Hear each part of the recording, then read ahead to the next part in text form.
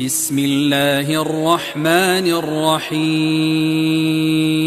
الحمد لله الذي أنزل على عبده الكتاب ولم يجعل له عوجا قيما لينذر بأسا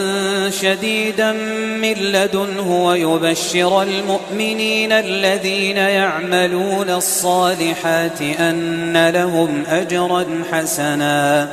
ماكثين فيه أبدا وينذر الذين قالوا اتخذ الله ولدا ما لهم به من علم ولا لآبائهم كبرت كلمة تخرج من أفواههم إن يقولون إلا كذبا فلعلك باخع نفسك على آثارهم إن لم يؤمنوا بهذا الحديث أسفا إنا جعلنا ما على الأرض زينة لها لنبلوهم أيهم أحسن عملا وإنا لجاعلون ما عليها صعيدا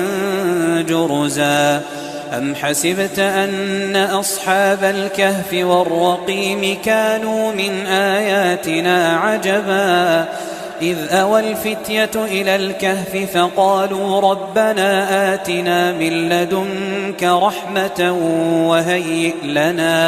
وهيئ لنا من أمرنا رشدا فضربنا على آذانهم في الكهف سنين عددا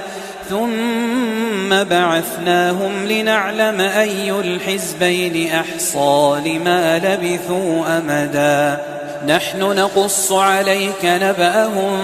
بالحق إنهم فتية آمنوا بربهم وزدناهم هدى وربطنا على قلوبهم إذ قاموا فقالوا ربنا رب السماوات والأرض لن ندعو من دونه إلها لقد قلنا إذا شططا هؤلاء قومنا اتخذوا من دونه آلهة لولا يأتون عليهم بسلطان بين فمن أظلم ممن افترى على الله كذبا وإذ اعتزلتموهم وما يعبدون إلا الله فأووا إلى الكهف ينشر لكم ربكم من رحمته ويهيئ لكم من أمركم مرفقا وترى الشمس إذا طلعت تزاور عن كهفهم ذات اليمين وإذا غربت تقرضهم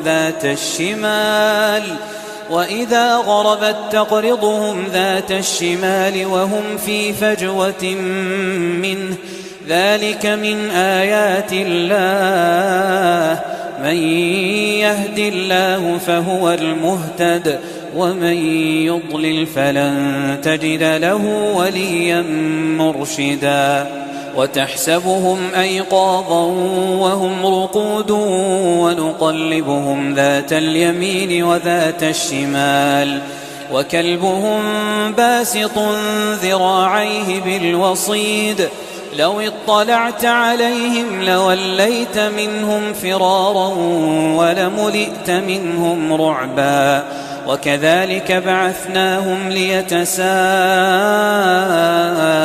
بينهم قال قائل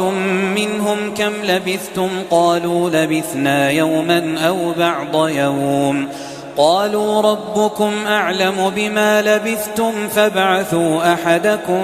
بورقكم هذه إلى المدينة فلينظر أيها أزكى طعاما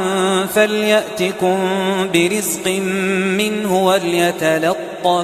وليتلطف ولا يشعرن بكم أحدا إنهم إن يظهروا عليكم يرجموكم أو يعيدوكم في ملتهم ولن تفلحوا إذا أبدا وكذلك أعثرنا